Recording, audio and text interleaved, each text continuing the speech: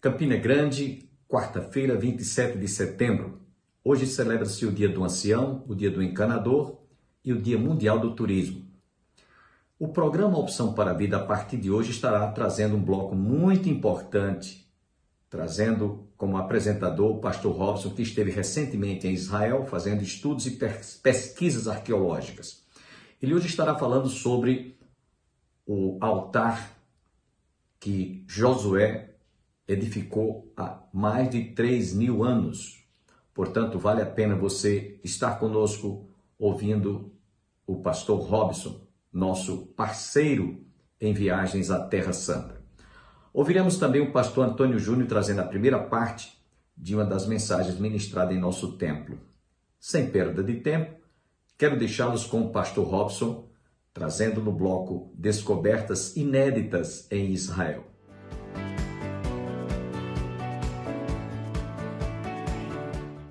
Abra a tua Bíblia no texto de Josué, capítulo 8, e vai acompanhando esse texto junto conosco. Quero te convidar a fazer essa leitura de frente para este altar de pedra. Esse altar está aqui há aproximadamente 3.500 anos. Então Josué edificou um altar ao Senhor, Deus de Israel, no monte Ebal, como Moisés, servo do Senhor, ordenara aos filhos de Israel, segundo o que está escrito no livro da lei de Moisés, a saber, um altar de pedras toscas, sobre o qual se não manejava instrumento de ferro. Sobre ele ofereceram holocaustos ao Senhor e apresentaram ofertas pacíficas. Escreveu ali em pedras uma cópia da lei de Moisés, que este havia escrito diante dos filhos de Israel. Todo Israel, com os seus anciãos e os seus príncipes e os seus juízes, estavam de um e de outro lado da arca, perante os levitas sacerdotes que levavam a arca da aliança do Senhor. Tanto estrangeiros como naturais, metade deles em frente no monte Gerizim e outra metade em frente do monte Ebal, como Moisés, servo do Senhor, outrora ordenara que fosse abençoado o povo de Israel. Depois, leu todas as palavras da lei, a bênção e a maldição, segundo tudo o que está escrito no livro da lei. Palavra nenhuma houve de tudo o que Moisés ordenara, que Josué não lesse para toda a congregação de Israel, e para as mulheres, e os meninos, e os estrangeiros que andavam no meio deles. Nós estamos no Monte Ebal, que é todo esse monte aqui, o pico do monte fica lá, aqui fica uma plataforma na montanha. Por trás dele, nessa direção, você tem o Monte Gerizim, e para cá você encontra a cidade de Siquém, que era exatamente onde Josué estava acampado com o povo, onde a Arca da Aliança estava juntamente com os sacerdotes. Então, o que é que o texto bíblico nos diz? Que Josué acampou o povo lá e, obedecendo a ordem de Moisés, você encontra isso em Deuteronômio, capítulo 27, ele divide o povo de Deus em dois grupos. 6 tribos iriam para a montanha que está nessa direção, que é o Monte Gerizim, e 6 tribos viriam para cá, que é o Monte Ebal. Na verdade, eles não estiveram em cima da montanha, eles estiveram na face da montanha, na frente da montanha, onde foi lido o texto que proferiam as bênçãos, que eram simbolizadas pelo Monte Gerizim, e as maldições, que eram simbolizadas por esta montanha aqui, o Monte Ebal. Então, o que é que Josué faz? Josué deixa o povo acampado lá, sobe até este monte, o Monte Ebal, que mais uma vez simboliza a maldição, provavelmente com os sacerdotes, com os levitas, e começa a juntar as pedras. Aqui tem muita pedra. Começa a juntar as pedras e usar essas pedras para construir esse grande altar que está aqui. Umas coisas precisam ser observadas aqui nesse texto. Por que aqui, em primeiro lugar, ele fez o altar aqui e não lá em cima, no pico da montanha? Porque normalmente quem usava o topo, o pico da montanha, o cume da montanha, para fazer os sacrifícios, eram os povos pagãos. E o povo de Deus não poderia ser confundido com os povos pagãos. Por isso, ao invés de fazer o sacrifício no topo da montanha, normalmente naqueles lugares mais altos, eram os pagãos que faziam sacrifício. Por isso que a Bíblia fala que os pagãos sacrificavam nos altos, referente àquilo ali. Então o povo de Deus utilizava uma plataforma que não ficasse no pico da montanha por algumas questões. Essa questão religiosa, cultural, mas por uma questão também de temor a Deus, porque quem se manifesta no entendimento do povo de Deus no Antigo Testamento, quem se manifesta no pico da montanha é Deus e não o povo. Então lá Deus se manifesta e aqui o povo sacrifica. Você encontra mais ou menos essa mesma estrutura no Monte Sinai, quando Deus fala com Moisés e manda Moisés subir o Monte Sinai com os sacerdotes, e Deus ali meio que tipifica, ele prefigura a estrutura do tabernáculo no Monte Sinai. Quando o povo fica acampado no pé da montanha, os levitas, os sacerdotes, ficam numa plataforma mediana e somente Moisés vai falar com Deus, ou Deus falar com Moisés, no pico da montanha. Então, esse é o primeiro motivo pelo qual faziam os altares de Deus, não no topo, mas aqui nessa plataforma mediana. Em segundo lugar, o texto diz que as pedras deveriam ser toscas. E o que é uma pedra tosca? É uma pedra que não foi talhada com ferro, porque, mais uma vez, eram os pagãos que utilizavam ferro para talhar a pedra. Tanto é que os altares pagãos eram com pedras bem desenhadas, com os ângulos mais ou menos retos, enquanto o povo de Deus usava a pedra como essa que você está vendo aqui. Uma pedra bruta, chamada pedra tosca, como essas que vocês veem aqui. Então nós estamos no Monte Ebal, no local onde o texto bíblico diz que Josué fez o altar. Esse altar é feito não no topo, mas na estrutura mediana da montanha, e ele também é composto por pedras que não foram trabalhadas com ferro. Então nós temos todos os indícios aqui, as evidências que apontam, né, que nos mostram que muito, mas muito provavelmente esse de fato é o altar que foi construído por Josué. Então Josué sobe a montanha, provavelmente com levitas e sacerdotes, que era a tribo de Levi, que era responsável por todo o serviço religioso, e eles fazem então esse altar para oferecer holocaustos e sacrifícios a Deus. Após fazer esses holocaustos e sacrifícios, Josué capítulo 8 continua nos dizendo que Josué escolheu pedras para fazer cópias dos mandamentos, assim como tinha sido feito com Moisés. Então ele faz as cópias dos mandamentos e após tudo isso, então, ele desce a montanha no local que Siquém, no local hoje conhecido como Tel Balata, vai para aquele lugar onde a metade das tribos está no Monte Ebal, a outra metade no Monte Gerizim, e agora ele começa a proferir as bênçãos e as maldições. Isso nos ensina o quê? O que é que nós podemos aprender com tudo isso? Bom, em primeiro lugar, que a bênção e a maldição vêm de Deus. Em segundo lugar, que há promessas de Deus que são condicionais.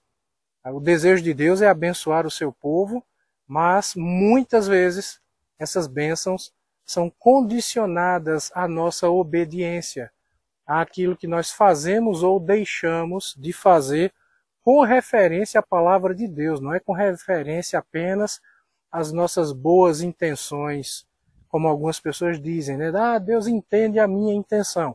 Bom, Deus entende a intenção, mas não quer dizer que Deus concorde com a intenção. O que Deus concorda é com o que está escrito. O que está escrito na Sagrada Escritura é o que vale. Tá? E por fim, por que é que esse altar foi feito no Monte Ebal, que é o monte que simboliza a maldição, e não no Monte Gerizim, que é o que simboliza a bênção?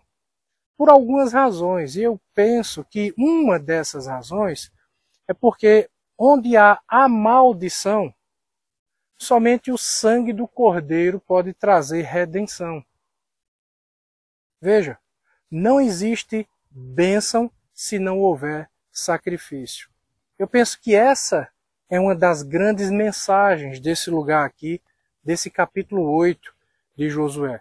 Não é apenas apontar para aquilo que o ser humano faz ou deixa de fazer, para a sua obediência ou para a sua teimosia e a sua inconsistência. Não, é apontar para o sacrifício do Cordeiro. O Cordeiro que foi imolado, que foi sacrificado aqui, nesse lugar, que prefigura, que aponta para o sacrifício de Jesus Cristo. O sacrifício de Jesus Cristo que perdoa o pecador, que traz um sentido para a sua vida.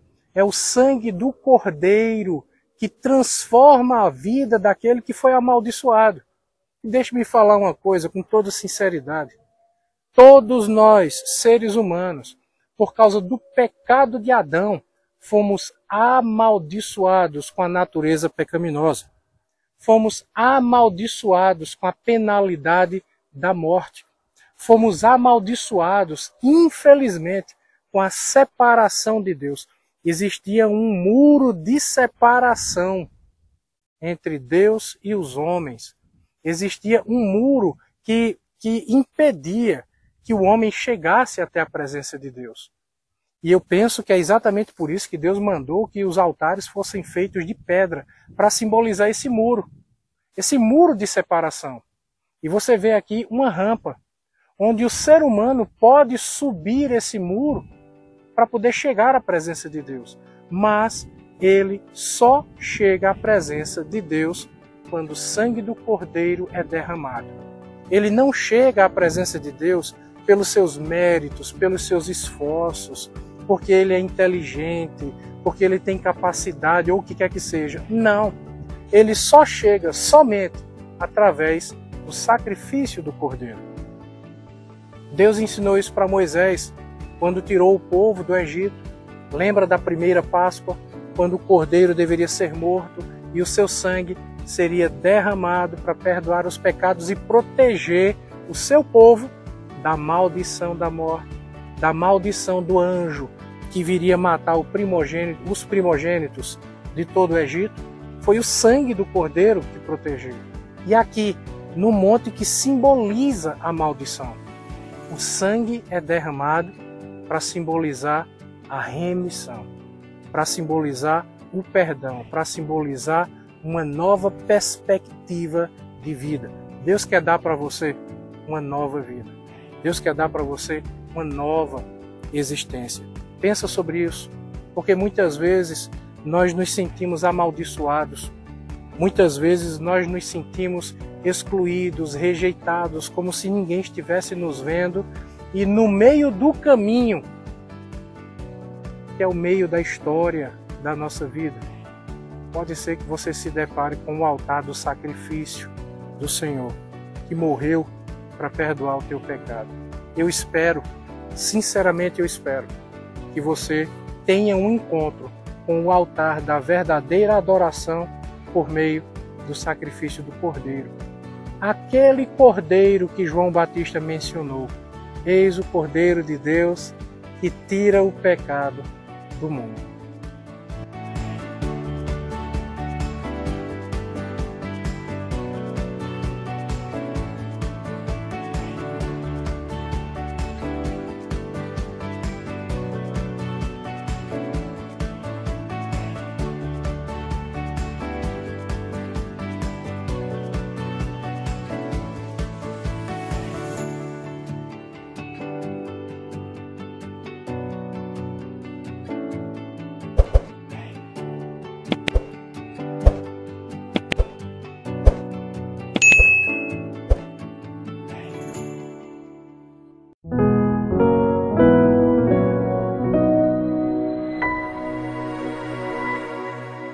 Eu queria tratar esta noite com vocês sobre Deus fez uma grande obra em você. E eu penso que a gente precisa ter essa consciência. Deus fez uma grande obra na sua vida. Deus fez uma grande obra na sua vida. Talvez as circunstâncias que nós estamos passando, você possa passar desapercebido que Deus não fez nada, mas Deus fez sim uma grande obra na sua vida. E essa É nesse tema que nós iremos meditar, baseado no que Paulo escreveu aos Coríntios, a partir do versículo 27 do capítulo 1, quando ele diz assim: mas Deus escolheu as coisas loucas deste mundo para confundir as sábias, e Deus escolheu as coisas fracas deste mundo para confundir as fortes, e Deus escolheu as vis deste mundo e as desprezíveis e as que não são, para aniquilar as que são, para que nenhuma carne se glorie perante ele. Mas vós sois dele, em Jesus Cristo, o qual para nós foi feito por Deus sabedoria e justiça e santificação e redenção, para que, como está escrito, aquele que se gloria, glorie-se no Senhor. Vamos dar uma palavra de oração, amém? Baixe sua cabeça. Pai, em nome de Jesus, nós nos colocamos mais uma vez diante de Ti e da Tua santa palavra, e sabemos, Pai, que o efeito que ela causa é tudo proporcionado por Ti, pelos méritos de Cristo. Portanto, faz o que Te aprai em nossas vidas desta noite, em nome de Jesus, amém. Irmãos, alcançar o sucesso, buscar o melhor desempenho, vencer, são desejos que, dizem, não podem ser questionados. Assim afirma a geração a qual nós estamos vivendo. E há quem afirme, inclusive, que levantar dúvidas sobre a sustentabilidade desse estilo de vida seja um discurso de um perdedor, de um fracassado. Por outro lado, vivemos uma geração com índices alarmantes de ansiedade, de depressão, de estresse e muitos outros transtornos do humor que são superlativos. Contudo, que a autoexigência por uma performance e resultado tem levado à degeneração da nossa saúde emocional. Todos parecem sentir que estão aquém do que poderiam ser. E todos os dias essa corrida frenética para realizar as suas metas, os seus objetivos e alcançar aquilo que sonharam. E mesmo, talvez, aqueles que já alcançaram os seus objetivos, eles não conseguem parar. Eles precisam de mais doses de sucesso para se sentir vivos e valiosos. O prazer de atingir metas e receber recompensas é tanto que a pessoa precisa cada vez mais e mais se aprofundar. E a psicologia, ela usa um termo para essa corrida, e ela diz que isso é a histeria hedonista. Não podemos deixar também de perceber que isso é fruto da nossa natureza pecaminosa. Por vezes, o que vemos são os mais berrantes comportamentos de traição, de mentira, de hipocrisia, entre outras coisas. A face nebulosa da alma humana corrompida, ela aflora na mais alta extremidade do nosso caráter. A humanidade, ela se enclausurou em um castelo cercado com muros que traz a sensação de segurança e conforto.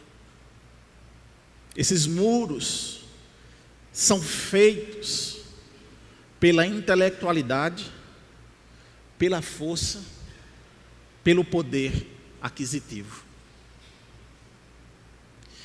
Stephen Hawking, físico britânico, que morreu aos 76 anos de idade. Ele foi considerado um dos mais brilhantes cientistas de nossa geração. E também, depois, um importante divulgador e defensor da ciência. E, por fim, um ícone pop, cuja vida e obra viraram tema de filme de Hollywood, indicado inclusive para o Oscar. É um exemplo explícito de um homem que confiou na sua intelectualidade e não aceitou a crença em Deus. Alexandre III da Macedônia, ou Alexandre o Grande, que foi rei do Império da Macedônia entre os anos de 333 a 323 ou antes de Cristo. Ele governou ali naquele período helenístico da história da Grécia Antiga. Alexandre, ele sucedeu seu pai e iniciou uma série de campanhas militares. E consolidou o seu poder, o poder da Grécia, conquistando inúmeros territórios na Ásia. Alexandre o Grande é um exemplo de que confiou na sua força, no poder bélico político. E ainda, para pensarmos sobre o poder econômico, eu extraí uma reportagem da revista Exame, quando a mesma ela estava fazendo uma campanha publicitária, lançando assim nessa campanha da Forbes Brasil, frases, o texto que dizia assim: todo mundo sabe que dinheiro é poder. Era a frase manchete da revista. Todo mundo sabe que dinheiro é poder. Para mostrar quanta verdade há nisso, a revista Forbes Brasil dá continuidade à sua campanha, o poder da lista, e lança uma ação de mídia impressa, criada pela Olive Brasil, a série Bilionários. Conta com 4 peças que mostram de maneira bem humorada a influência dos mais ricos e poderosos do mundo. Nomes presentes na lista da Forbes sobre outras pessoas. E aqui está caracterizado justamente que os seres humanos, que a humanidade, ela também se encosta no seu poder econômico, seu poder aquisitivo. Deus, Ele não queria que o homem perecesse em seu pecado. Não existe nenhum texto que afirme que Deus quisesse que o homem morresse, ou que o homem fosse condenado ao inferno. Não tem. Mas, exaustivamente, encontramos textos em que revela um Deus totalmente compadecido com a situação da humanidade. Um Deus que providenciou um escape, um remédio, uma libertação, uma salvação para essa humanidade condenada. Na pessoa do seu Filho Jesus, que tomou a natureza sobre si, a natureza humana sobre si, ou seja, Ele tornou-se homem. Nós vemos também um Deus que, como homem, tornou-se um mediador, e como homem, tornando-se mediador, morreu na cruz pelos nossos pecados, redimiu o homem da maldição e do poder do diabo. Isso significa que Deus, o Pai, e Jesus Cristo, seu Filho, eles fizeram surgir uma nova lei, não como a primeira lei, que oferecia vida eterna apenas para aqueles que perfeitamente obedecessem, o que ninguém pode fazer, e que condenava todos os que desobedeciam, o que todos realmente faziam. Então, a graça, esse favor que recebemos, uma atitude de Deus para nos beneficiar, sem que qualquer homem ou mulher merecesse. Essa graça é uma promessa de perdão e de vida eterna para todos os que são, de fato, convertidos. O apóstolo Paulo, autor da carta a qual nós lemos, o texto ao qual nós lemos, e como o texto diz, endereçada à igreja dos crentes que estava na cidade de Corinto, uma cidade importante daquela época, uma cidade que tinha, naquela época, um importante porto em que desembarcava mercadorias, especiarias, e também que havia um grande volume de marinheiros estrangeiros que descarregavam então aqueles navios. Nessa cidade então agora tinha uma igreja em plena ascensão. Nessa cidade tinha uma igreja que crescia em números e que se destacava entre os habitantes. Na feira, nas calçadas, nas casas, as pessoas falavam e comentavam sobre os irmãos, ou sobre aqueles que estavam se convertendo e fazendo parte dessa comunidade. Uma comunidade que podia ser conhecida como uma comunidade da lei de Paulo, uma comunidade que estava crendo no homem, o Nazareno, que havia sido crucificado em Jerusalém. E então, Paulo, ao olhar para essa igreja em ascensão, em crescimento, ele começa então a dar algumas instruções, lógico, alguns problemas que aconteciam com ela, inclusive problemas morais, mas na realidade daquilo que nós queremos propor para nós esta noite refletirmos, ele vai dizer uma realidade espiritual incontestável. A obra toda, o conjunto todo é Deus que faz. É Deus. E ao olhar para essa igreja, Paulo, no versículo 26, ele chama a igreja a refletir sobre a realidade que talvez passasse desapercebido por alguns membros. Ele pede para que eles lembrem que na igreja não havia sábios aos olhos do mundo. É como se Paulo chegasse assim numa assembleia, numa reunião com toda a igreja e assim: olha, entre vocês aqui, há algum estoico, há algum filósofo, há algum César aqui com vocês? E talvez a igreja respondesse: não, Paulo, são todos do povo, são todos nós simples, feirantes, comerciantes, agricultores, criadores. E aí Paulo vai justamente trazer essa questão, porque ele vai dizer que nessa igreja de fato não havia sábios aos olhos humanos, ou seja, não havia intelectuais, não tinha também pessoas poderosas da época, e nenhuma dessas pessoas poderosas começaram a igreja ela começou pela ação poderosa do Espírito na vida de pessoas comuns. A igreja então ela não estava dependendo do Estado romano para que ela começasse e para que ela prosseguisse. A igreja ela não estava dependendo de nenhum rico da cidade, de nenhum comerciante, nenhum dono de navio. Nenhum deles, Paulo vai dizer, foram chamados. E isso tem um significado muito importante para a argumentação de Paulo e para entendermos, inclusive, a nossa fé.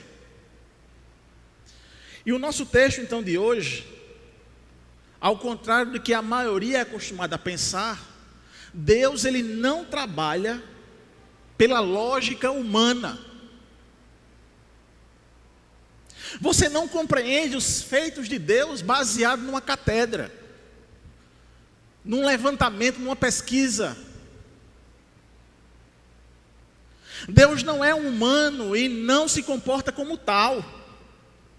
Embora, deixa eu fazer um parênteses aqui, embora é importante a pesquisa, o estudo, inclusive de Deus, ele se deixa revelar, ele se deixa conhecer através desses métodos, inclusive do método científico. Mas o que eu quero dizer aqui, irmãos, e baseado no pensamento de Paulo, escrevendo para aqueles irmãos, é que Paulo vai chegar à conclusão que Isaías já tinha chegado a essa conclusão e que vários outros sabiam disso, é que os pensamentos de Deus são diferentes dos pensamentos da humanidade. E isso está registrado em Isaías 55:8, texto muito clássico. Porque os meus pensamentos não são os vossos pensamentos, nem os vossos caminhos, meus caminhos, diz o Senhor.